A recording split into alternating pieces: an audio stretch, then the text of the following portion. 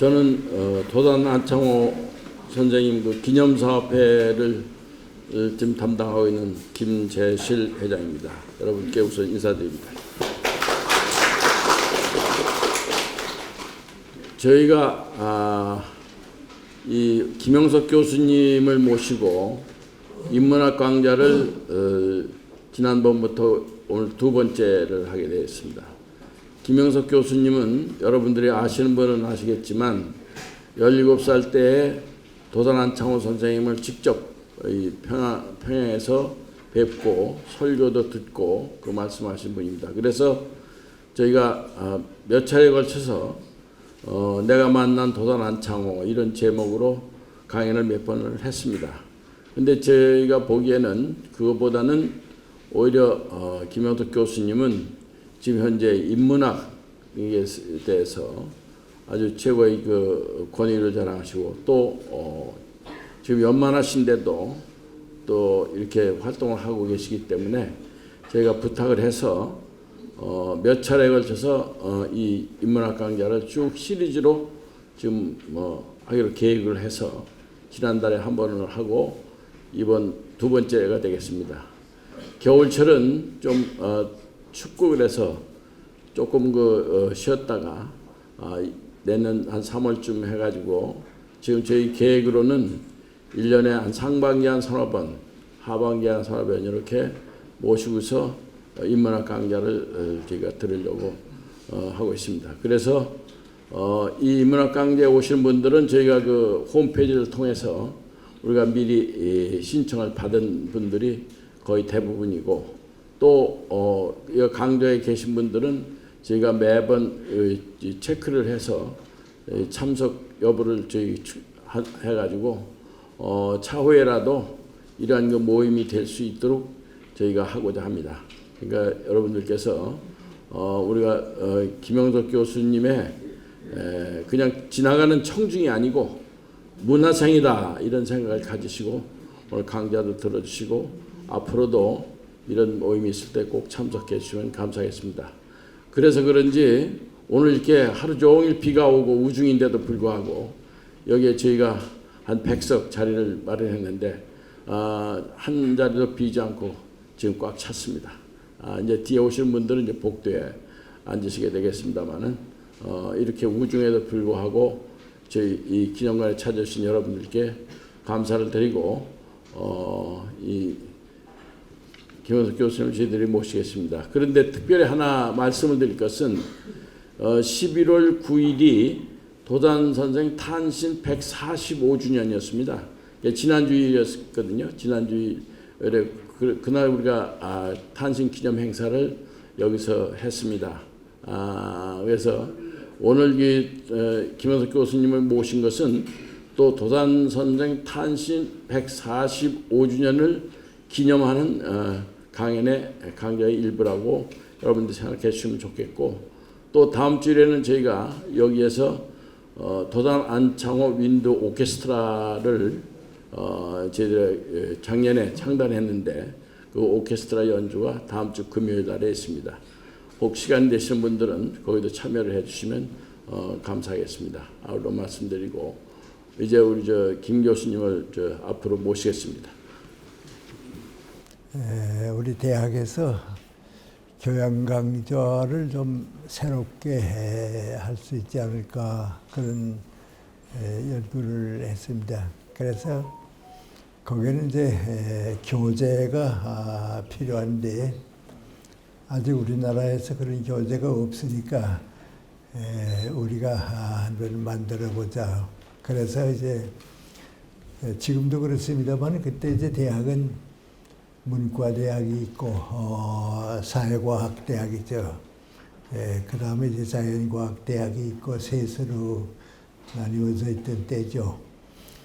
그래서 이제 그 문과대학을 위해서는 교재를 사람과 사상, 우리 인간이 어떤 인간이고 또 어떤 사상을 가지고 사는가에서 사랑과 사상이라고 하는 교재를 만들기로 하고 또 이 정치나 뭐 경제 같은 거기에는 사람과 사회, 우리가 사회 생활하는데 필요한 그 교양, 그리고 자연과학을 하는 데는 이제 사람과 자연, 그런 생각을 해서 교재를 만들려고 했습니다. 아마 이제 한 50년쯤 지나게 되면 또 하나 달라지겠는데, 그건 사람과 기계라고 하는 때가 올지 모릅니다. 너무 이게 빨리 변하니까요. 그래서 저는 제 생각에는 우리 고대, 중세, 근대 그런 얘기하는데, 우리는 이제 근대 마지막쯤 살고 이제 얼마 지나게 되면 우리 시대는 근대로 끝나고 현대가 되지 않을까, 우리 후배들이 현대에 살지 않을까 하는데, 그때는 이제 메커니즘 사회가 될 것 같아요. 왜냐하면 지금 AI 같은 거 자꾸 연구하게 되면 뭐 강의할 필요도 없고 뭐 그러니까 또 달라질 것 같고요. 우리 생활도 달라지면 이제 생각도 달라지게 됩니다. 그래서 우리 대학에서 이제 3권, 사람과 사상, 사람과 사회, 사람과 자연 교재를 만들자. 그래서 대학에서 이제 요청을 해왔는데 그 교재 쓸 사람이 없어요. 자질이 없으니까요. 우리 문과대학에도 그 요청이 왔는데 어떻게 쓰되느냐 하니까 다 쓸 자신이 없는 게, 왜냐하면 역사학과 사람들은 역사만 쭉 했지 다른 분야는 모르죠. 그것도 동양사, 서양사 뭐 다 바뀌어 있고요. 또 이제 문학을 하는 사람도 영문학, 뭐 불문학, 동문학, 한국문학 또 그것밖에 안 하고요. 또 우리 철학을 하는 사람도 서양 철학, 동양 철학, 한국 철학으로 이렇게 나눠져서 이제 그것만 합니다. 또 나는 이제 서양 철학에 속해 있는데, 서양 철학에서도 독일 개통하는 사람, 영국 개통하는 사람, 불란서 개통하는 사람이 다르니까 그것만 전부 모여가지고 있으니까 사람과 사상이라고 하는 책을, 교재를 만들겠는가, 우리 교수들이 좀 자신이 없어서 못했습니다. 저도 그 쓸 수 있을까 생각했는데 좀 자신이 없어서요. 그 교재를 만들지 못했는데, 외국에는 이제 그런 교재를 만드는 이들이 대학들에 아마 있을 것 같습니다.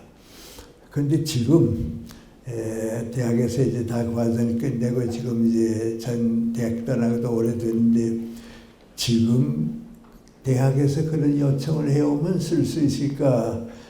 지금은 쓸 수 있을 것 같아요.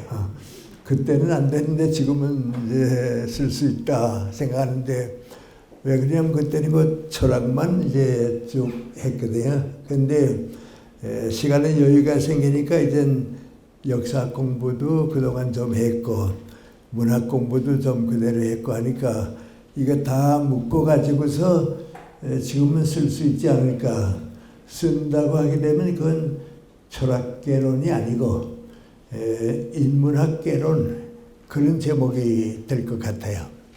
그래서 제가 이런 말씀드린 건, 민관이 인문학은 철학이 중심이었는데 철학만 가지고 되는 건 아니고 인간에 대한 사상 문제는 전부 지급을 해야 하니까 어떤 때는 이제 문학이 더 큰 비중을 차지하고 또 역사가 그 많은 걸 바꾸고, 그러니까 철학, 문학, 역사, 또 어떤 면에서는 종교, 이제 그런 것도 합쳐가지고서 인간과 사상, 인간은 어떤 사상을 가지고 살고 그 사상이 어떻게 우리 인간 사회를 만들어가는가 하는 거 하니까 그렇게 종합을 하는 게 이제 인문학입니다. 근데 우리는 이제 그렇게 지나왔는데, 미국 같은 데서는 어떻게 하는가 하고 가만 보면요. 미국 같은 데서는 고등학교 2학년, 3학년쯤 되게 되면 인문학이라고 하는 말은 안 붙입니다. 말은 안 붙이지만은 문학에 대해서 일부 철학에 대해서 역사에 대한 공부를 하니까 사실은 나누어진 것 같아도 인문학을 공부하는 겁니다. 그 다음에 이제 미국 같은 데는 대학에 가게 되면 1년 반 동안의 이제 교양 과목입니다. 아까 이제 뭐 공학을 하든지 경영을 하든지 뭐 하든지 이제 1년 반쯤은 교양 과목으로 나오는데 그 교양 과목을 그 사람들은 뭐라고 하니 인문학 과정이라고 그럽니다. 이걸 해야 한다. 그러니까 적어도 그 사회에서 지도자가 되고 또 사회에 상식을 가지고 살 수 있을 만한 사람들은 대학에 가서 1년 반 동안 인문학 강의를 듣게 돼 있습니다. 이제 그래서 일본 이제 미국 사람들은 그 강의를 한 사람과 강의를 못한 사람 구별을 하게 됩니다. 그 다음에 이제 한 번 더 올라가서 직책이 사회에 대해서 높은 직책을 겸한 사람들은 사회 지도자가 되고 그 사람들은 아주 상식입니다. 그러니까 고등학교까지 나오고 인문학 과정을 거치면 이제는 교양을 갖춘 사람이 되고 전문직을 가지고 난 사람은 지도자가 되고 그렇습니다. 그 이제 조금 이렇게 넓은 얘기가 돼서 미안합니다만은 예를 들어 말하면 내 가족 가운데 하나가 이제 미국에서 오래 의사를 했습니다. 의사하다가 아주대학병원에 이제 심장내과에 와서 있었는데 미 8군에서 내 그 가족을 좀 불러서 당신 영어도 잘하고 미국에서 의사 생활을 많이 했으니까 우리 8군에 군의관을 좀 겸해 줬으면 좋겠다 말이죠. 그래서 도와주겠다고 말이죠. 그래 도와줍니다. 근데 군대는 모든 것이 그 계급 안에 계급 대우를 해줍니다. 그래서 무슨 대우를 해주는 거 아니 대령 대급을 해줍니다. 네, 이제 그 계급에 대한 해주는데 그걸 도와주고 있는데 한 번 그 연락이 왔는데 8군 국방대학원에서 강의가 있는데 대령급 이상이 강의를 받는데 강의 받으려고 하면 오라 말이죠. 그래서 생각할 때는 무슨 군사학이고 뭐 이런 거니까 필요 없을 거다. 그래도 한번 가봐야겠다. 그래 가봤습니다. 그래 갔더니 거기서 군사학은 전혀 없습니다. 뭐 그건 다 아니고 꼭 강의하는 게 민관이 민주주의의 전통, 역사 그리고 제일 많은 게 민관이 윤리학입니다. 군인이 한쪽에만 치우쳐서 살기 때문에 사회에 나가서 이제 살 때에 모든 사회를 함께 이끌어갈 수 있는 지도자가 돼야겠다 하는 걸로 갑니다. 그래서 아주 재미있게 공부했다고 그래요. 근데 우리나라 국방대학원에 제가 있다만큼 강의 갑니다. 가게 되면 여기는 군사학이니까 나 같은 사람 가서 강의하는 건 좀 수준 높은 교양이고요. 군사학을 하니까 바깥 사람은 올 필요가 없습니다. 안 옵니다. 다 군에서만 옵니다. 난 그걸 이제 옆에서 보고서야 이게 미국의 장점이다 말이죠. 미국의 장점이다. 그 장점은 뭔가 하니 미국 사람들이 전부 이제 살 때 말이죠. 육군이나 군대에서 대령급 이상 된 사람, 의사 이상 된 사람, 또 애교관에서 대사 이상 된 사람한 이런 직책을 가진 사람들은 사회 어디 가든지 지도자가 됩니다. 그래서 세계 어디에 가도요, 군 출신이 대통령이 된다 하는 건 없습니다. 그건 특별한 경우만 되지 군 출신이 대통령 일은 없는데 미국은 군 출신이 대통령이 됩니다. 왜냐하면 군사학원에서도 그만큼 인간다운 교양 그걸 쌓기 때문에 대령급 이상만 되면 난 사회에 나가서 어떤 직책을 맡든지 지도자가 된다. 또 외교관에서 대사급 이상이 되게 되면요, 난 사회에 나가면 뭐든지 지도자가 될 자격이 있다. 그 인정해 줍니다. 또 국회의원이 됐다도 그 이상은 되고 말이죠. 그렇습니다. 근데 우리는 그런 지도층이 없습니다. 지도층이 없으니까 우리 뭐 정치도 보고 가만 보면 저런 사람 국회에서 저런 얘기하는 거 보면 초등학교 교사도 저런 얘기는 안 하는데 이상하다 할 정도가 되고 그런데 그 민구안이 지도층이 형성이 안 되고 그랬습니다. 그 다음에 이제 국민교양층, 그건 민구안이 인문학 과정을 밟은 사람들이 국민의 교양층입니다. 적어도 나는 대학에 가서 1년 반 동안은 인문학 강의를 들었다. 그러니까 사회 어디 가든지 교양 있는 지식인으로서 살 자격이 있다. 그렇게 봅니다. 그래서 이제 제일 학교보다는 중요한 독서를 많이 한 이유가 거기에 있습니다. 제가 1972년에 미국 대학에 가서 한 학기를 보냈는데요. 거기 이제 내 강의에 찾아오는 학생들이 내 강의를 듣기 위해서는 책 3권 이상 4권은 다 읽어야 합니다. 그러니까 이 학생들이 가만 보면 이제 다 기숙사 애들이가 있죠. 기숙사 이렇게 가만 보면 저녁 먹고부터 전등이 켜져가지고 공부하다가 12시에서 1시쯤 되면 꺼지고 커피 타임으로 왔다 갔다 하다가 또 2시쯤 되면 또 공부합니다. 그 기숙사 방에 불이 언제쯤 꺼지냐, 도서관에 불이 언제쯤 꺼지냐, 새벽 4시, 5시쯤 돼야 꺼집니다. 그때까지 공부하는 겁니다. 그래서 우리 학생들이 거기가 같이 공부하는데 너 제일 어려운 게 뭐냐? 그러면 다른 건 다 괜찮은데 건강이 못 따라간다고 그래요. 저는 잘 먹고 건강하게 살았기 때문에 하루에 뭐 3시간 자고 공부해도 끄떡 없는데 우리 그거 못 따라간다고 말이죠. 그렇습니다. 그래서 이제 교육 수준에 대한 얘기인데 제가 이제 여러분과 이런 시간 같이 가지는 게 민구안이 우리는 그런 때에 대학을 다니지 못했지만은 지금 성년이 돼서 시간의 여유가 생기고 그러면 지금 인문학 강의 같은 걸 들어서 좀 교양 있는 우리 사회 어디 가든지 뒤처지지 않는 좀 미안한 말씀입니다만 요새 그 국회의원들 얘기하는 거 가만 보고 말이죠. 조금 교양이 있었으면 좋겠다 말이죠. 저렇게 생각이 있는 사람들은 안 쓰는 말들 저렇게 쓰고 공식 수사에서 화를 내고 뭐 그런 거 하는데 그 수준이 좀 올라갔으면 좋은데 그분들한테보다도 우리 자신이 좀 그랬으면 좋겠다 그런 생각으로 이제 우리 기념관에서 2시간 이제 가지고 그립니다.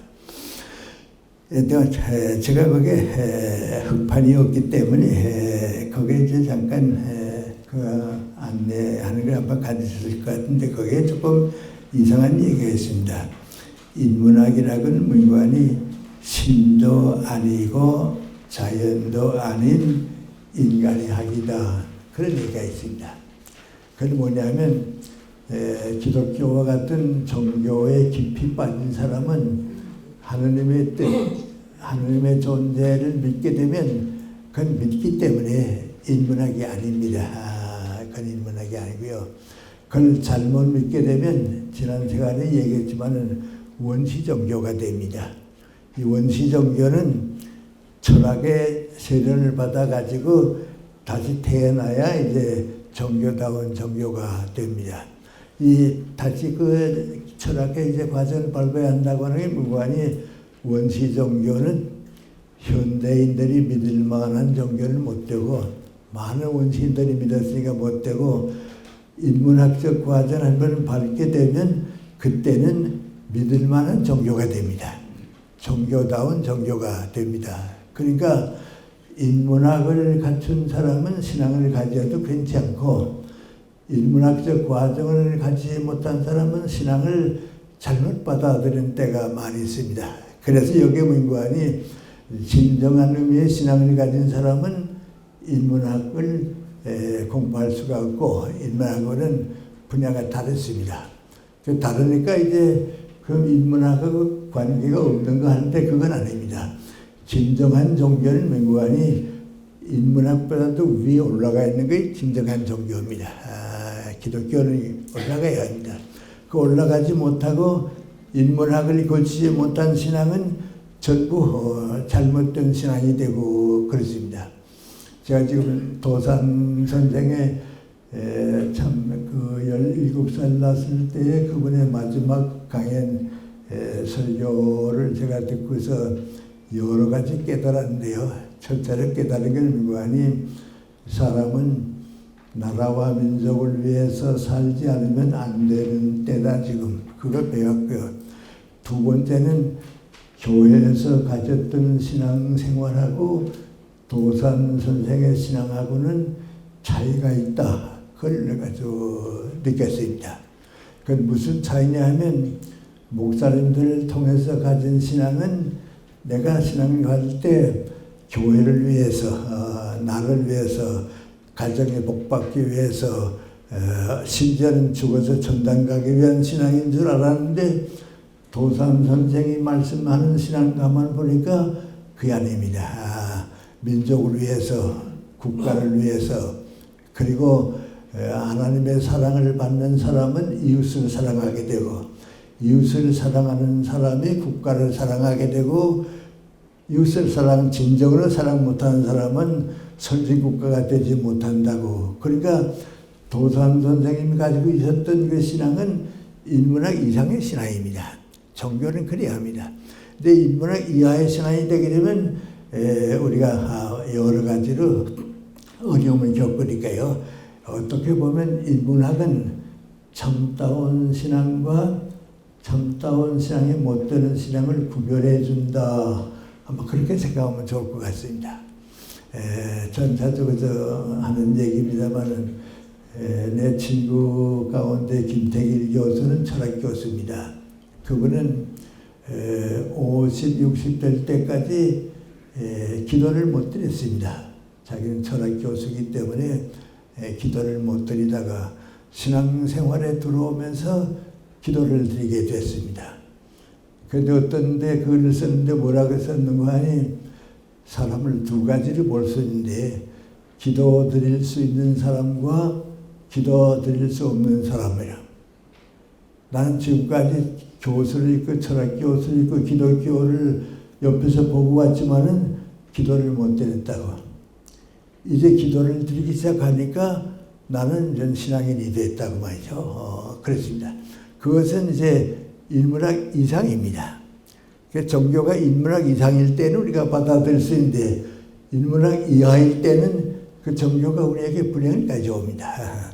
나도 중학교 다닐 때 목사님들이 주일날 공부하면 죄라고 말이죠. 그래서 밤 12시 끝날 때까지는 자고 12시 넘으면 깨서 공부를 하느라고 고생했는데요. 지금 생각해 보게 되면요. 우리 목사님들이 너무 우리 괴롭혔단 말이죠. 그건 기독교하고 상관이 없는데 너무 괴롭혔단 말이죠. 그렇습니다. 대단히 미안합니다. 내 누님이 이제 약혼을 하고 결혼하게 되니까 몰래 이제 시골에서도 화장을 하대요. 그 나는 저거 화장하면 지옥 가는데 저거 어떡하지? 그렇게 배웠습니다. 그 이제 우리 교양수 이야기입니다. 그러니까 제가 얘기하는 그 참다운 종교는 인문학 이상이고 인문학과 더불어 이제 가질 수 있는 건 우리가 인문학이라 그 밑에 이런 게 이제 인문학이 되고 그렇습니다. 근데 지난번 시간에 무슨 얘기했냐면 이제 중국이라든지요, 인도라든지 또 중동 지방은 종교로 끝났는데 그 인문학 이상의 종교가 아니고 인문학 이하의 종교로 끝났는데 서구 사회만이 종교 개혁을 일으키고 문해부흥을 일으켜서 인문학을 살렸습니다. 그래가지고 그것이 이루어지니까 세계화가 돼서 지금 전부 이제 세계가 서양 사회로부터 다시 시작합니다. 이건 이제 우리 동양 사람들은 좀 좀 어색하지만 할 수 없습니다. 뒤떨어졌으니까 그렇습니다. 오늘 졸업하고 집이 가난해서 대학에 가고 싶어도 좀 가지 못하고 망설이고 있을 때입니다. 내 사정을 잘 아는 마오리 선교사님이 이제 나보고 하는 말이 내가 만약에 북경대학에 가서 중국대학에 가겠다 하게 되면 내가 학비나 생활비를 대줄 수 있겠는데 어떠냐고 그래요. 내가 중국어도 못하고 또 그 생각은 없다고 대학을 가면 일본 가고 싶다고 그랬습니다. 그랬더니 그런데 알겠다고 그러면 좋을 거라고. 그리고 하는 말이 뭔가니 잘 되면 내가 학비는 좀 도와줄 수 있을지 모르겠다고 말이죠. 그러니까 가보라고. 그러면서 와시다 대학에는 호아시라고 하는 내 친구 철학 교수가 있는데 그분한테 내가 소개 편지를 써줄 테니까 가지고 가라고. 그래서 일본에 가서 그 호아시 교수를 찾아가면서 갔습니다. 가서 내가 중학생 때 교수님 책을 읽고 마음에 많이 도움을 받았는데 마오리 선교사님이 가서 인사드리라고 그래서 편지 받아가지고 왔다고 그래 보냈습니다. 그래서 일본서 대학을 다녔는데요. 그 다음에 그때는 몰랐습니다. 다 사회생활하고 나니까 그때 내가 일본에 갔기 때문에 북경대학에 가지 않은 것보다도 50년, 70년, 어떤 면에서는 100년 앞선 교육을 받았습니다. 그 당시 일본 동경이 가지고 있는 그 대학 수준하고 북경대학이 가지고 있는 수준하고는 그렇게 차이가 심했습니다. 그러니까 일본 공부하러 갔다 하는 것 자체가 선택을 잘한 겁니다. 근데 나만 그런 줄 아는데 그런 건 아니고요. 우리 고려대학 총장 지나신 유진호 총장도 그랬어요. 경성대대죠. 서울대학이죠. 경성대대에 있으면서도 일본 동경의 대학 수준보다도 자꾸 떨어지는 것 같아서 여름방학만 되게 되면 일본 가서 일본에 있는 교수들을 만나보고 오고 왔다 그래요. 근데 그 차이가 이제 있는데 제가 연세대학교 가서 교수가 됐을 때 북경대학에서 공부하고 온 교수를 만났습니다. 고려대학에서도 만났습니다. 그 만나보니까 역시 일본과 중국은 많은 차이가 있습니다. 이 차이를 이제 사람들은 명관이 근대화의 차이라고 합니다. 근대화의 과정이라고. 일본이 그만큼 앞선 것은 무엇 때문인가? 인문학이 앞섰기 때문에 그렇습니다. 왜냐하면 이제 인문학이 앞선 것이 모든 사상의 수준이 되기 때문에 그렇습니다.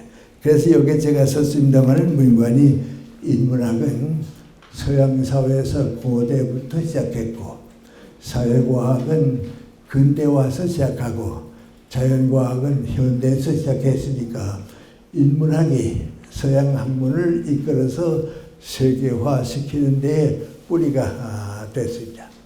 그런데 오늘 제가 여러분하고 얘기하려고 하는 건 문관이 인문학이라고 하는 큰 나무가 있는데 인문학이라고 하는 큰 나무가 있고 우리도 하여튼 그 속에서 이제 살고 있는데 그 인문학이라고 하는 큰 나무는 뿌리가 땅 속에 있습니다.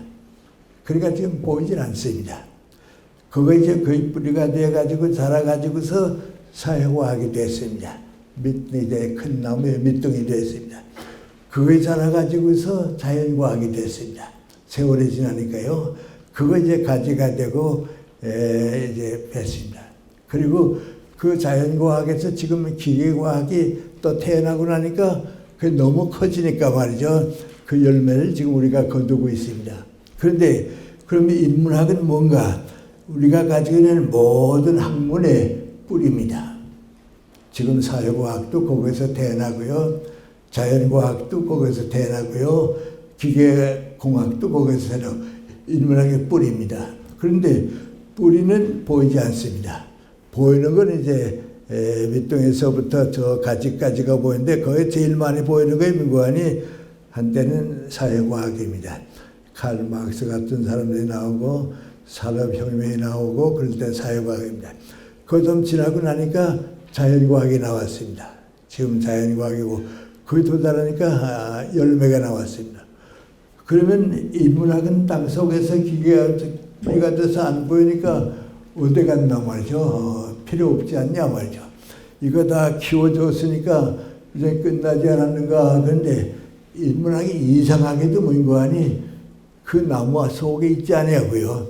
뿌리로 남았던 이 나무가 뭔가하니 모든 인문학 사회가 무슨 목적을 가지고 어떤 희망을 가지고 있는가 하는 그 희망과 목표를 나무 밖에서 보여주는 학문, 그 인문학입니다. 그거 보여주는 게 이제 종교와 인문학인데요. 그렇습니다. 그래서 이제 인문학을 공부한 사람들은 뭔가하니 이 뿌리로 들어가는 게 아니고요. 그 뿌리에서 태어난 가지 그거 열매가 올바로 됐는가 안 됐는가, 이 나무의 가치가 얼마나 있는가, 이 나무가 병들지 않고 앞으로도 자랄 수 있는가, 다른 나무와 같이 공존할 수 있는가, 그 큰 것을 만들어주는 게 인문학입니다. 그러니까 우리 사람도 그렇죠. 어렸을 때 자라면 이제 내가 인생이 되지만은 내 인생이 됐다 하는 걸 민구하니 나하고 상관없는 사회 속에서, 역사 속에서 내가 어떤 의미를 가지고 사는가, 그건 보이지 않습니다. 근데 인문학은 그걸 깨어닫게 해주는 거, 그걸 가지게 해주는 겁니다. 그래서 이제 인문학을 공부한 사람들은 뭘 가지고 있는 거 아니? 우리 흔히 말하는 자기 인생관을 가지고 삽니다. 인문학을 공부 못한 사람은 자기 인생관을 가지고 살지 못하는데요. 자기 인생관을 가지고 삽니다. 제일 중요한 건 민관이 자기 가치관을 가지고 삽니다.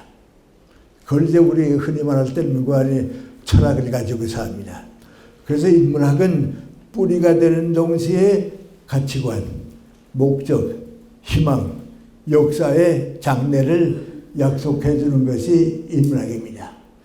요새 우리 그런 얘기하죠. 그 갑자기 무서운 생각이 납니다. 그래서 좋은 의미로 받아주세요. 우리 김영삼 대통령이 서울대학교 철학과를 나온 분입니다. 그런데 철학과 다닌 사람들 가운데 김영삼 대통령 함께 공부했던 사람은 없어요. 교실에서 다 못 봤다고 그래요.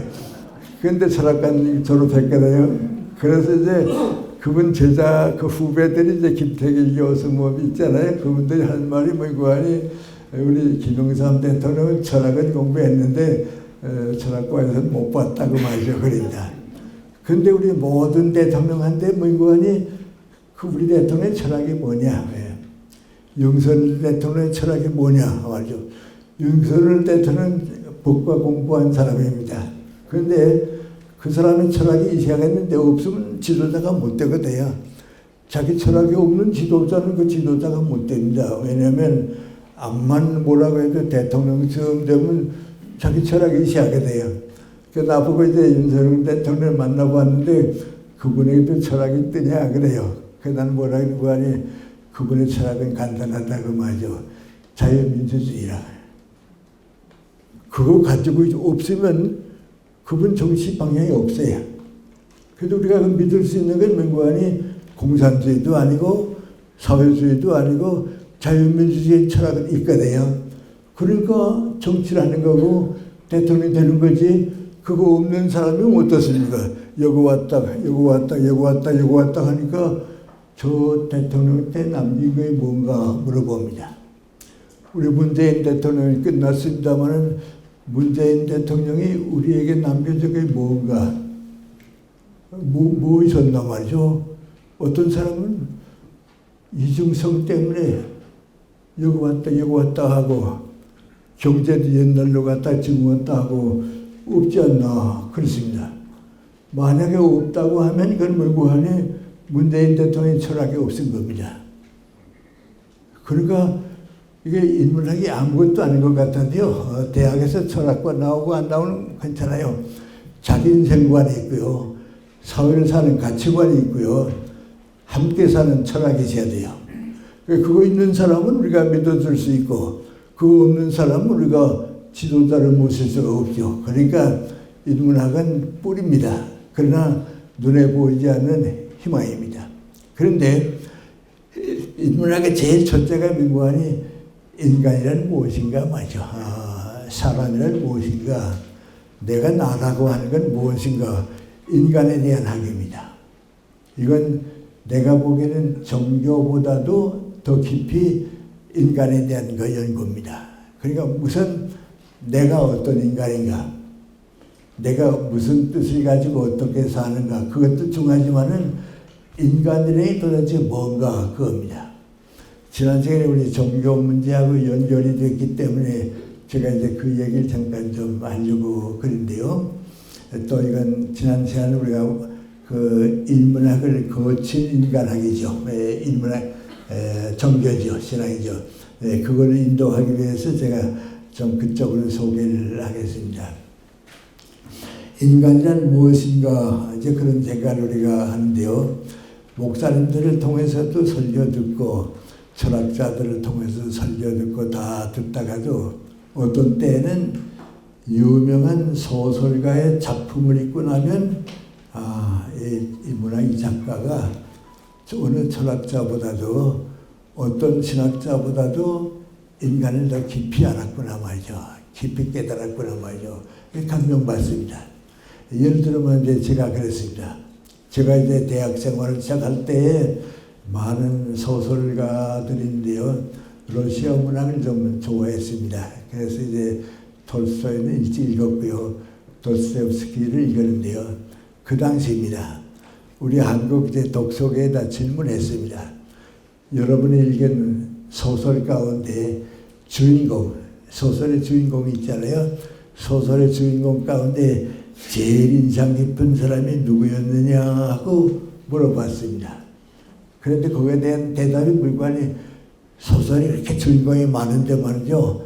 절반 이상이 누구가 아니 죄와 벌에 나오는 라스콜니코프가 나왔어요.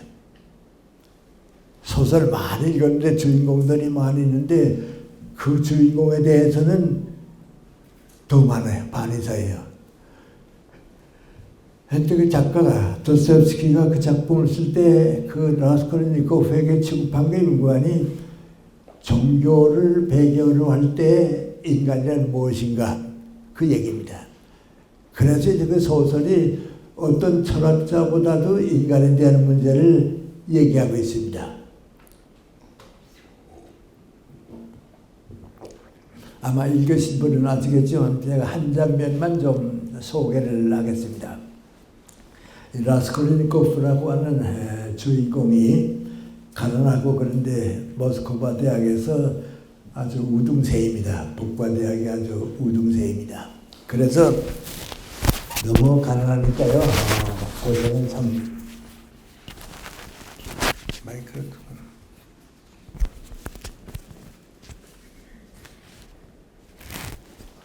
너무 고생을 하니까 나와 이렇게 학비가 모자라서 먹을 걸 먹지 못하고 고생하는 거에 사람이 있는가 하면 내가 항상 그 돈이 정 없으면 전당포에 가서 이제 물건을 맡기고 찾아오는 그 할머니가 있는데 그 할머니는 사회에 아무 쓸모도 없는 도움도 안 준 할머니인데 그렇게 부자가 돼서 돈을 잔뜩 쌓아놓고 있다고 말이죠.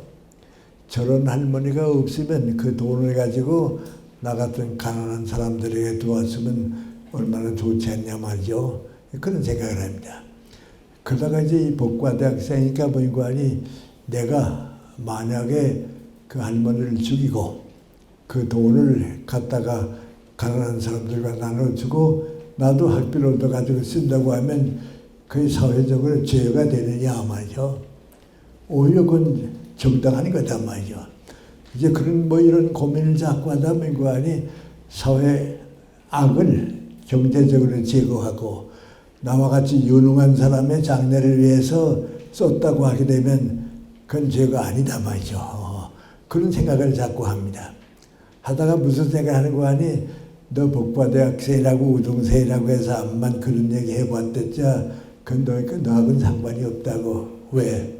너는 그런 걱정만 하지, 고민만 하지, 실행할 의지가 없는 사람이라고. 용기가 있는 사람이 하지 너는 못한다고 말이죠. 그러니까 뭐라는 거 아니, 나폴레옹 보라고 말이죠. 나폴레옹 같이 실천하는 사람이 하지 고민하는 사람 못한다고 말이죠. 그렇지, 라스콜니코프가 뭐 아니, 나도 할 수 있다고 말이죠. 그래서 이제 계획을 짜가지고서 그 할머니를 죽이죠. 네, 죽이고 이제 물건을 훔쳐오고 그랬습니다. 그리고 이제 복과대학생이니까 뭐 아니, 나 범인을 못 잡는다고. 내가 잡히지 않는다고. 형사들이 암만 따라와도 난 안 잡힌다고 말이죠. 그렇습니다. 그래서 사실 안 잡히고 있습니다. 그래서 이제 학생 생활도 하고 바깥 사람들은 모르고 쭉 있는데 이게 자기는 그게 괜찮을 줄 아는데 자기 마음속의 양심이 말이죠. 자기 마음속의 양심이 자꾸 괴롭힙니다. 너 못할 일 했다고 말이죠. 사람의 생명이라고 하는 건 정의에 관계되는 거 없이 더 중요한 거라고 말이죠. 그 자꾸 고민에 빠집니다. 그래서 잠도 자지 못하고 고민하고 그러다가 아주 고민합니다. 그러다가 너무 답답하니까요. 찾아갈 데가 없습니다. 시골에 같은 고향에서 온 아주 가난한 여자가 있는데 그 여자가 너무 가난하게 사니까 어떤 고안이 직종도 못 구하고 가난하게 사다 매소부가 됐습니다. 몸 파는 여자입니다. 그래서 자기가 죄인이라고 하는 생각이 자꾸 들고요. 그 여자를 만나고 싶어서 가서 만납니다. 만나니까 그 여자가 뭐라고 얘기하는 거 아니, 당신이 자주 다니던 전당포에 할머니를 누가 죽였다고 말이죠. 그 착한 할머니를 죽였다고 말이죠. 그러니까 이 라스콜니코프가 뭐라 그럽니까? 나 거기 자주 가서 물건도 갖다 주고 돈도 빌려오고 그랬는데 착하긴 뭐 착하냐고 말이죠. 쓸데없는 돈 잔뜩 묶고 가지고서 사회악만 만드는데 그 할머니 죽어도 괜찮다고 말이죠. 그러니까 그 여자가 뭐라는 거 아니, 어떻게 그렇게 더러운 얘기를 하느냐고. 죽어도 괜찮은 사람이 세상에 어디 있냐고 말이죠. 아주 그 범인을 못 잡았는데 그 범인만 잡으면 되는데 지금 그 범인을 못 잡아서 사회가 떠들고 있다고. 그러니까 라스콜니코프가 다른 사람한테는 전혀 얘기 안 하고 비밀 가지고 있었는데 그 범인 나는 알아 그래요. 이 여자가 깜짝 놀라서 무슨 얘기냐고 말이죠. 나 그 전당포에 자주 갔기 때문에 누가 죽었는지 알아 그래요. 이 여자는 민감하지 않아요? 아니 무슨 얘기냐고 말이죠. 난 누구가 죽은지 알고 있다고. 알고 왜 얘기 안 하냐고 말이죠. 그 할머니 죽었는데 나하고 무슨 상관이냐고 말이죠. 그러니까 이 여자가 혹시 너무 가난하고 고생스러우니까 저 라스콜니코프가 사람 죽인 거 아닌가 하는 의심제기입니다. 그래서 양심을 가진 사람이면 고발한다고. 양심을 못 가진 사람은 고발도 안 하고 죄를 감추는 법인데 경찰에 가서 누가 죽였다고는 고발하라고 말이죠. 그래서 그 착한 할머니를 그 억울하게 만들지 말라고 말이죠. 그러니까 뭐라는 거 아니, 난 다 알아 그래요. 어떻게 아니냐고. 어디 가서 고백할 데가 없으니까요. 그 양심의 소리 때문에 고백 안 할 수도 없으니까 그 여자한테 뭐라는 거 아니, 내가 죽였다고 그래요. 여자가 하는 말이 뭡니까? 그런 얘기를 왜 하냐고 말이죠. 형사가 알든지 하면 재판할 거 아니냐고 말이죠. 가서 누가 죽였다고 고발하라고. 내가 죽였다니까. 그 여자 가만 보더니 그럴 것 같거든요. 그러니까 여자가 뭐라 합니까? 당신 사람을 죽이고서 어떻게 하늘 아래서 살 수 있다고 생각하냐고 말이죠. 어떻게 살겠냐고 말이죠. 하늘을 보고 고백하고 땅을 보고 고백하고 자백하라고 말이죠. 그래야 마음이 편하지 어떡하려고 그러냐고 말이죠. 자백하라고 말이죠. 그러다가 여자가 뭐라는 거니 그 방에 십자가가 있는데요. 저 십자가 앞에 가서 죄를 고백하고 경찰서로 가서 자백하라고 그래요. 그러니까 라스콜니코프가 자기도 모르게 그 십자가 앞에 가요. 가서 할 말이 뭐고 하니, 나는 하느님이 있는지 없는지 모른다고. 그러나 인간이 얼마나 비참한 존재라는 건 안다고. 자기가 사람을 죽이고 나니까요 정말 비참해졌거든요. 남의 일이 아니고 내가 사람을 죽이고 나니까요 아 인간이 이렇게 비참한 거라구나 말이죠. 그래서 그 여자가 뭐라고 하니 가서 고백하라고 말이죠. 고백하라고. 그래서 마지막에 이제 고백하고 그럽니다. 근데 그런 작품을 읽을 때 말이죠. 그 라스콜니코프가 하는 말이 뭐고 하니 나는 하나님이 있는지 없는지 모르지만은 인간이 이렇게 비참하다고 말이죠. 아, 인간이 비참하다. 거기에 깔려있는 건 뭐고 하니 이런 비참한 것은 하나님밖에 해결해 줄 수가 없다고 하는 신앙의 고백이에요. 근데 또 하나 거기에 이제 사회적인 문제도 나오는데요. 이 여자가 친어머니가 아니고 계모 밑에서 쭉 자랐어요. 근데 계모가 이 여자를 키우면서도 말이죠. 자기가 직접 낳은 딸은 아닙니다. 키우면서 애가 너무 착하고요. 거짓이 없고요. 세상에 양심이 있다고 하면 그 딸만큼은 귀한 양심이 없거든요. 그러니까 자기가 직접 낳은 아들, 딸들보다도 이 딸을 사랑해요. 왜요? 거짓이 없고요. 정말 양심도 있거든요. 그래요. 근데 이 여자가 무슨 물건을 훔쳤다 해가지고서요. 죄인이 돼요. 근데 변호사도 뭐라 하는 거 아니 매서고 노릇하고 있는 여자니까 이 여자가 잘못했다고 말이죠. 그래요. 그러니까 이 어머니가 뭐라 하는 거 아니 변호사 보고 뭐라 하는 거 아니 아니라고. 내 친딸은 아니지만은 우리 애는 거짓말 할 수도 없고 그 안 한 사람이라고 그 물건을 훔친 사람이 아니라고 말이죠. 암만 그래도 변호사가 뭐라고 하니 얘가 했다고 말이죠. 그래요. 그러니까 그만 어머니가 너무 기가 막히니까 말이죠. 밖을 나와요. 나와서 그 거리를 헤매면서 뭐라고 하니 세상에 정의가 없느냐고 옳고 그른 게 없느냐고 말이죠. 내 저렇게 착한 딸을 변호사까지 죄인이라고 그러니까 그게 너무 억울하다고 말이죠. 세상에 어두워지는 것 같다고 말. 고민하고 들어오는데 저렇게 들어와서 뭐라고 하니 정신병자가 돼요. 정의가 내 저렇게 착한 딸이 억울하게 이제 죄인이 되는 걸 보고서 뭐라고 하니 정신병자가 돼요. 세상에 정의는 없다고 말이죠. 이제 그런 걸 이렇게 쭉 읽어보게 된 말이죠. 어느 신학자보다도 어느 목사보다도 인간이 뭐라고 하는 걸 정말 저렇게 뼈저리게 느껴지는 때가 없어요.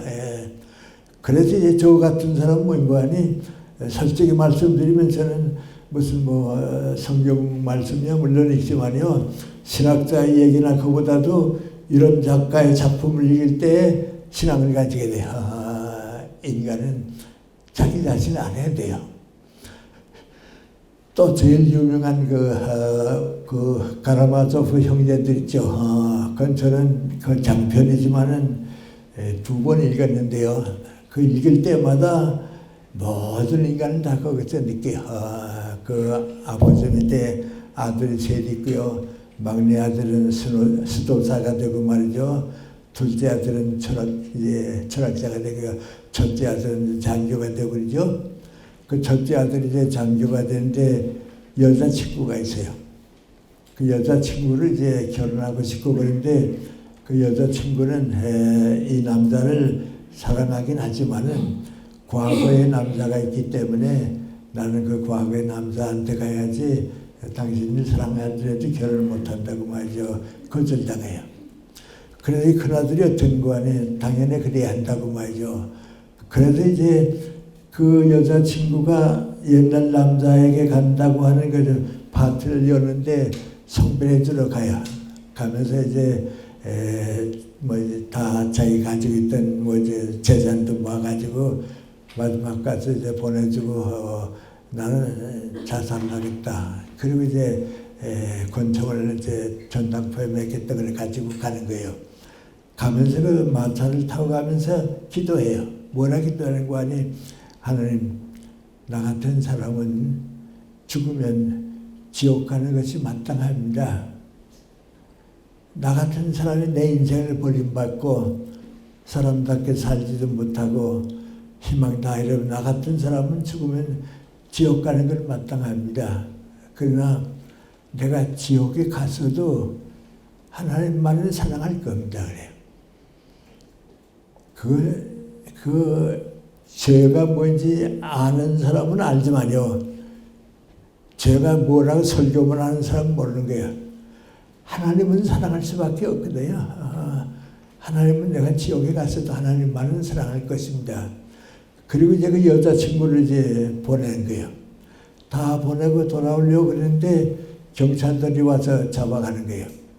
그 잡아가는 제목은 뭔가 하니 내 아버지를 내가 죽였기 때문에 살인범이라고 잡혀가는 거예요. 근데 아버지는 사실 누가 죽였는고 하니 정신병자로 있는 그 또 다른 아들인데 그가 죽은 거예요. 근데 증거가 없으니까요. 이 큰아들이 죽였다. 그래서 이제 감옥에 가서 있다가 재판을 받게 됩니다. 근데 그 재판을 받는 장면입니다.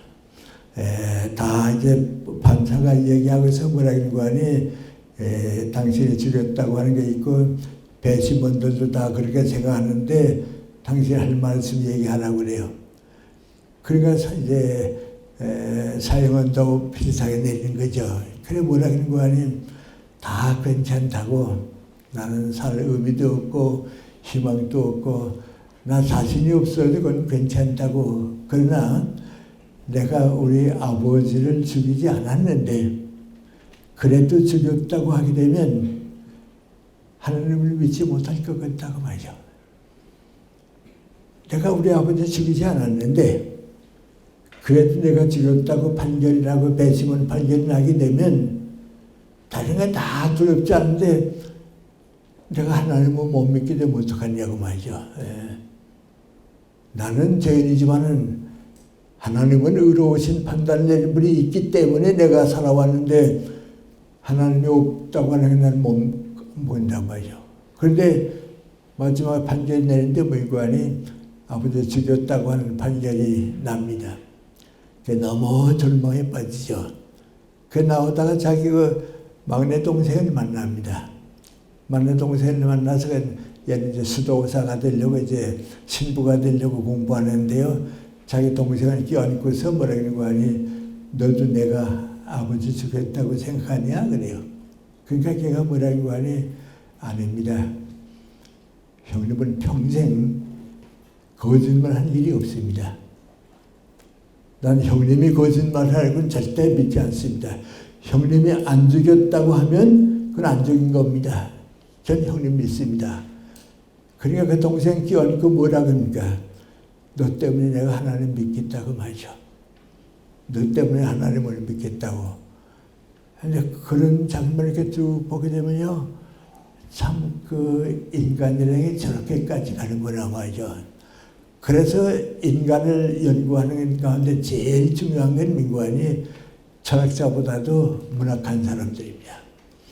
그러니까 제가 철학을 공부하고 있다가 그런 문학을 공부하게 되니까 말이죠. 철학보다 귀한 이것도 껴안아야겠단 말이죠. 역사는 이걸 우리가 살아온 기록이니까 껴안아야겠단 말이죠. 그래서 철학 교수로 있으면서 문학을 받아들이고 역사를 받아들이게 되니까 내 철학이라고 하는 부분이 좁아지고 그 넓어졌습니다. 그래가지고 그래도 철학 교수니까 그런 철학을 나왔는데요. 대학을 떠나고서 한 20년 동안 사회생활을 쭉 하다 보니까 뭐니 내가 철학 교수로 이제 가면 달라지겠다 말이죠. 왜? 철학 교수가 아니고 인문학 교수가 되겠다 말이죠. 철학은 논리적이고 인식론적인 좋은 점은 있지만은 인문학은 모든 인간을 다 끌어내놓은 겁니다. 그리고 철학 교수가 되니까 지금 있던 철학 교수에서 그걸 다 받아들여 가지고서 다시 철학 교수가 되면 이제는 철학 교수도 할 것 같아요. 우리 사회문제에서 될 것 같아요. 제가 여러분한테 말씀드리는 게 민관이 인문학은 그런 학문이에요. 그러니까 철학한다는 게 민관이 우리 인생관, 가치관, 역사관 철학자들이 제일 좀 많이 한때 쓴 말이 뭐니 세계관이에요. 인류가 가는 방향이 어디에 있는가, 무엇인가, 그것을 알려고 하는 게 인문학이니까 그걸 다 포함한 철학 교수가 되면 되고, 그거 다 포함한 역사학자가 되고, 그거 다 포함한 작가가 되면 그 인문학의 세계가 되는 거예요. 그런데 이를 인간이 이제 어떤 인간이다 하는 것을 보여준 사람 가운데 후에 내려오게 되면 인간 문제를 과학적으로 연구한 사람도 있어요. 제가 이제 얘기하는 건 이제 철학적이고 문학적으로 인간을 얘기한 건데, 인간 이제 과학적으로 얘기하는 사람인데 그 사람이 누구 하니 지그문드 프로이드라고 하는 사람이에요. 근데 이 사람이 이제 꿈에 대한 연구도 많이 하고요. 심리학자니까요. 인간 연구에 대해서 새로운 상아탑을 이제 쌓아줬어요. 그래서 한 50년쯤 전에는요, 세계적으로 제일 관심을 많이 모은 사람이 누구 하니 칼 막스, 공산주의 얘기한 사람이 사회문제고, 지그문드 프로이드 얘기하는 사람이 이제 심리학자죠. 인간학적인 문제인데요. 그건 한 가지 소개해 주고 가는 게 좋을 것 같아서 이제 내가 소개해 드립니다.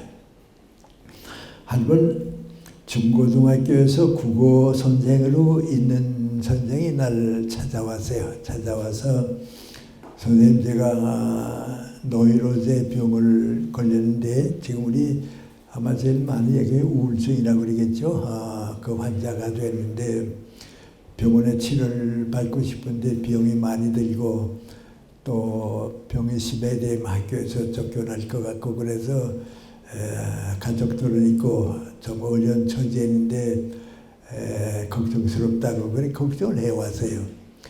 그 내가 나는 또 뭐 의사도 안 해보니까 도와줄 수는 없고요. 어디 내가 좀 생각해 보겠다고. 그래서 우리 세브란스의 부총장으로 계신 이병희 박사를 찾아갔어요. 찾아가서 내가 어떻게 알게 된 중고등학교 선생님인데, 국어과 선생인데 비용이 없어서 정신과 치료를 못 받고 있는데 좀 도움되는 길이 없겠냐고. 그랬더니 이병희 박사가 그 얘기를 듣더니 멸관이 우리 세브란스는 그 무료 치료가 없고 국립병원에 가면 된다고. 그때 왕십리인가 거기에 국립정신병원인데 거기는 무료 치료받을 수 있으니까 그 원장이 바로 내 제자라고 내가 소개해 주겠다고 말이죠. 그 소개를 받았어요. 그래서 그 소개 받아가지고 이제 그 선생한테 주니까 그 선생이 이제 그걸 가지고서 거기 가서 원장한테 부탁하니까 무료로 이제 치료를 받는 거예요. 그래서 나는 그걸 책임을 감당해 주었으니까 잊어버리고 있었어요. 환자가 좀 좋아졌으면 좋겠다. 그래서 그리고 다 잊어버리고 있었는데 얼마 후에 아마 몇 달 지났을 거예요. 밤에 아주 밤중인데 말이죠. 전화가 왔어요. 그 대체 뭐 이게 새벽에 뭐 전화 걸고 그런 일은 없잖아요. 근데 어디서 무슨 급한 뭐 전화인가 보다 전화를 받았더니 좀 술 좀 친 것 같아요. 좀 이렇게 술 취한 것 같은 나보고 당신이 김영석 교수냐고 그래요. 그렇다고. 그래, 이병희 박사 통해서 어느 환자 소개해 줬죠. 그래서 그렇다고 말이죠. 그랬더니 나보고 하는 말이 뭐고 하니 그 사람 머릿속에서 하나님을 빼내야 병이 낫겠는데 누구 때문에 하나님 믿게 됐냐 그랬더니 나 때문에, 당신 때문에 믿게 됐다고 그러는데 그 하나님 빼고서 보내달라고 말이죠. 그럼 내가 고쳐주겠다고 말이죠.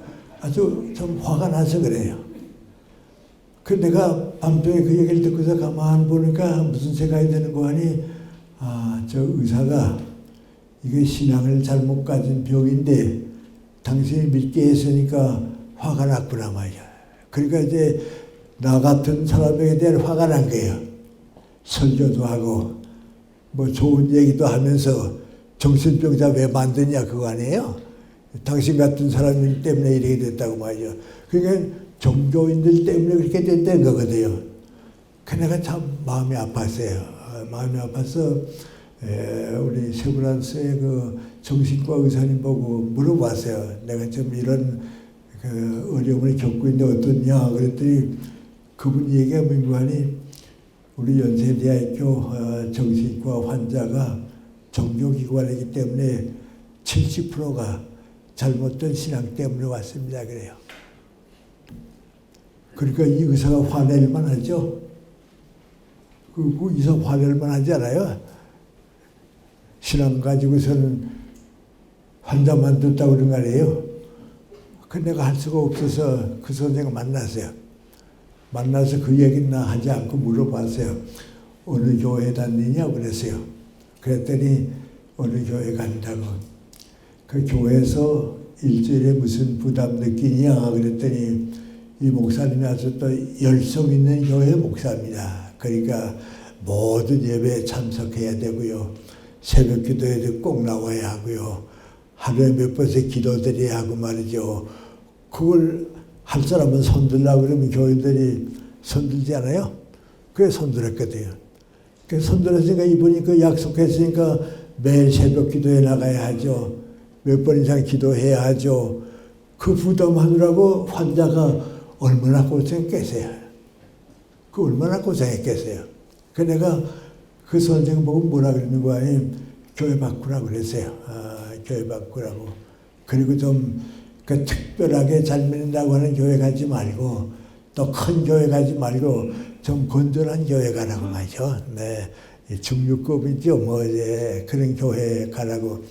그 한 교회 소개해 주면서 그 목사님한테 내가 부탁을 했어요. 이런 환자인데 좀 마음을 위로해 주고 편안하게 해주고 좀 도와주라고 말이죠. 그 목사님이 그 환자라는 거 알아요. 그래서 좀 도와주고 위로해주고 마음 편하게 해주고 새벽기도 안 나와도 괜찮다고 말이죠. 당신 저리 몸은 자고 말이죠. 의사가 약 먹으려면 약 먹고 말이죠. 그러라고 말이죠. 그렇게 해서 점점 좋아졌어요. 그 다음에 또 나도 잊어버리고 몰랐어요. 저 모르고 몇십 년 지난 셈이에요. 아마 3, 40년 지났겠죠. 한번 우리 이제 그 호스피스 운동을 많이 하는 그 기관에 잠깐 갔어요. 가서 거기서 이제 그 호스피스 하시는 분들 위해서 강의를 하고서 이제 나오는데 거기 이제 남자분들도 있고 여자분들도 있고 이제 병원에서 호스피스 도와주는 분들이거든요. 그게 강의 끝내고 나오는데 한 60대쯤 돼 보이는 어떤 분이 따라 나와요. 따라 나오더니 선생님 바쁘세요? 그래서 아니 괜찮다고 그랬더니 제가 잠깐만 인사드릴게요. 그래요. 그래서 본 것 같기도 안 보면 자기 날 잘하니까요. 그 나보고 그래요. 제가 그때 너무 힘들어서 선생님 찾아가고 정신과 치료받았던 누구냐 말이죠. 그래서 내가 생각해 나서 지금 괜찮으세요? 그랬더니 이제 지금 많이 좋아졌습니다. 그래서 가족도 다 가지고 행복하게 살고 있습니다. 그때 도와주셔서 감사드린다고 말이죠. 그래요. 그래서 다시 그렇게 얘기 듣고 나니까 참 편해요. 근데 이제 우리 종교가 잘못하게 되면 그런 걸 하는데 이 프로이드라고 한 사람 연구하니 그걸 열심히 연구한 사람이에요. 그러니까 이제 그 사람을 연구하게 되면 우리 신앙이 달라져요. 이제 오늘 인간 문제가 중심이니까 이제 그 결론 비슷하게 그 문제 꺼낸데요. 우리 연세대학교 신과대학에 선암동 교수님이라고 했어요. 한국신학대학 교수로 있다가 이제 연세대학에서 온 분이거든요. 그분이 이제 신과대학 교수로 쭉 있고 이제 그러다가 늦게 미국에 가게 됐어요. 미국 신학을 한 번 더 공부하려고 가서 쭉 이제 가보니까 미국 신학대학에서 전부 강의하는 거에 프로이드를 강의하게 돼요. 이제 그 정신병 그런 게 어떤 강의를 하게 돼요. 그 강의를 쭉 듣고 나니까 이거 내가 목사 노릇 잘못했구나 말이죠. 왜? 인간을 전혀 모르고 목사 노릇 했으니까 인간을 알았다고 하게 되면 이렇게 안 했을 건데 말이죠. 이렇게 안 했을 건데. 그래 돌아와서 우리 연세대학교 연세춘추에 모이라 그러는 거 아니 내가 이번에 미국 가서 공부하고 온 동안에 내가 얼마나 잘못했다는 거 알았다고. 왜? 인간을 너무 몰랐다고 말이죠. 그저 설교하면 되는 줄 알고 너무 몰랐다고.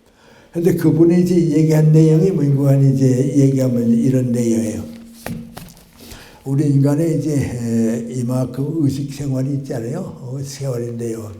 이 의식 생활의 대부분은 이만큼은 빙산, 바다 위에 얼음 아니에요.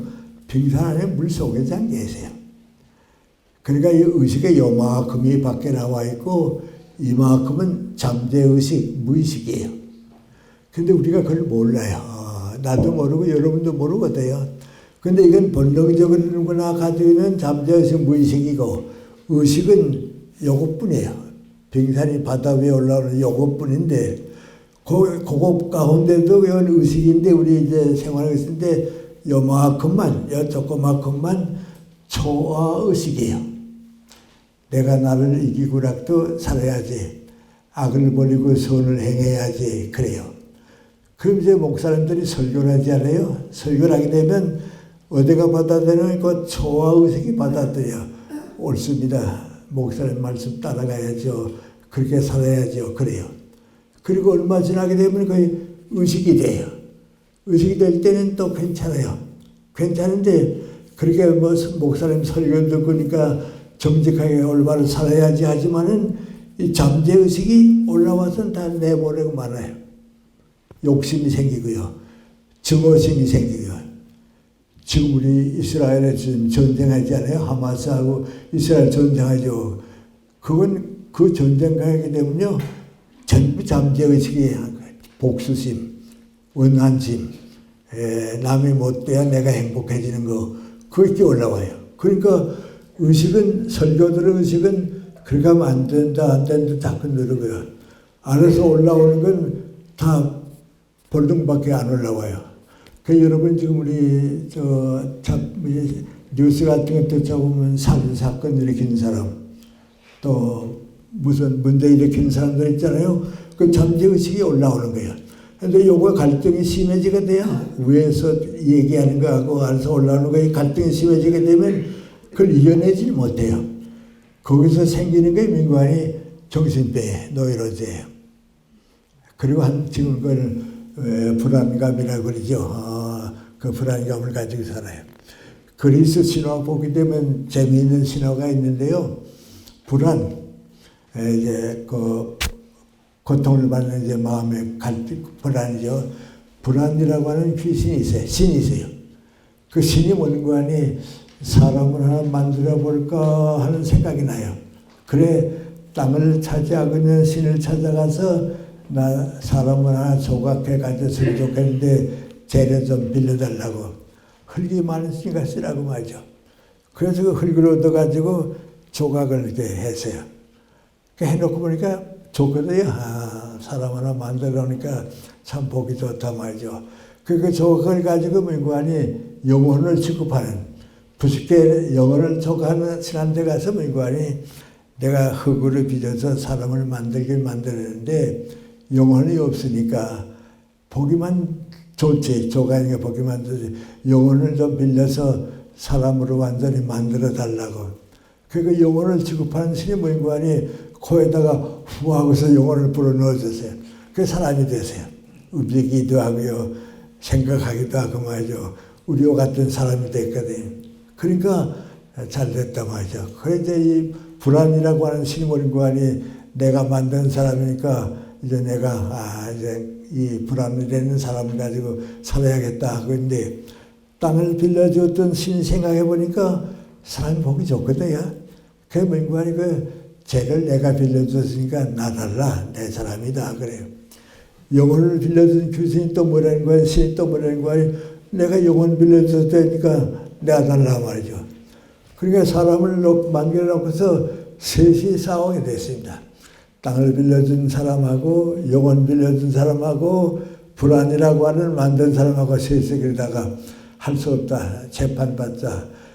그 최고 재판관 제우스한테 가서 우리 재판해달라고 말이죠. 싸우니까 재판해달라고. 그 제우스니 가만 보더니 뭐라 그러는 거 아니? 그럼 내가 판결해주겠다고. 이 사람이 죽은 다음에는 죄를 빌려준 땅을 빌려준 내가 차지해라.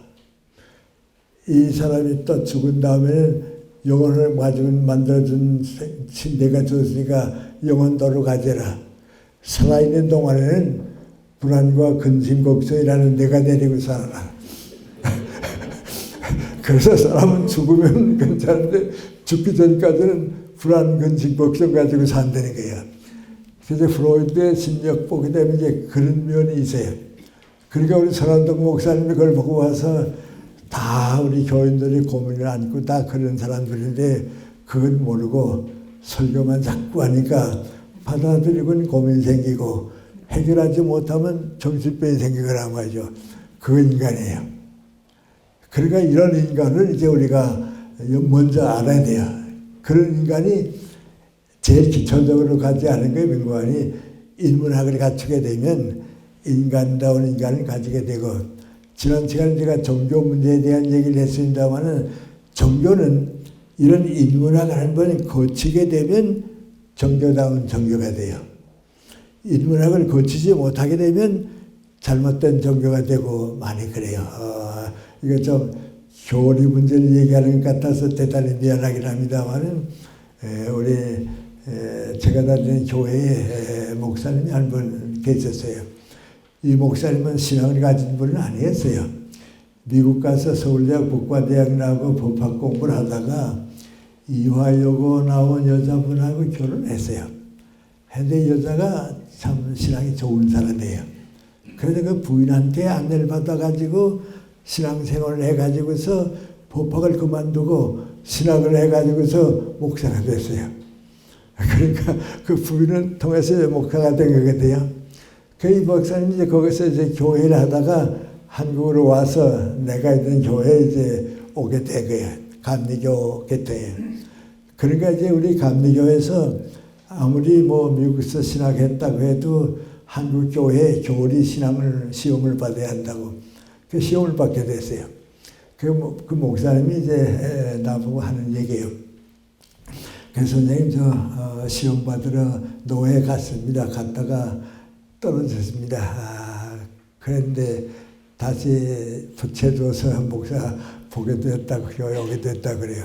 왜 떨어졌습니까? 그랬더니 그 교리를 묻는 목사님이 뭐인고 하니 천당과 지옥을 믿습니까? 하고 물어보더래요. 그 자기가 뭐라 하는 거 하니 하나님께서 우리 인간을 그렇게 사랑해 주시는데 지옥이야 만들었겠습니까? 그러니까 지옥은 좀 믿지 않습니다.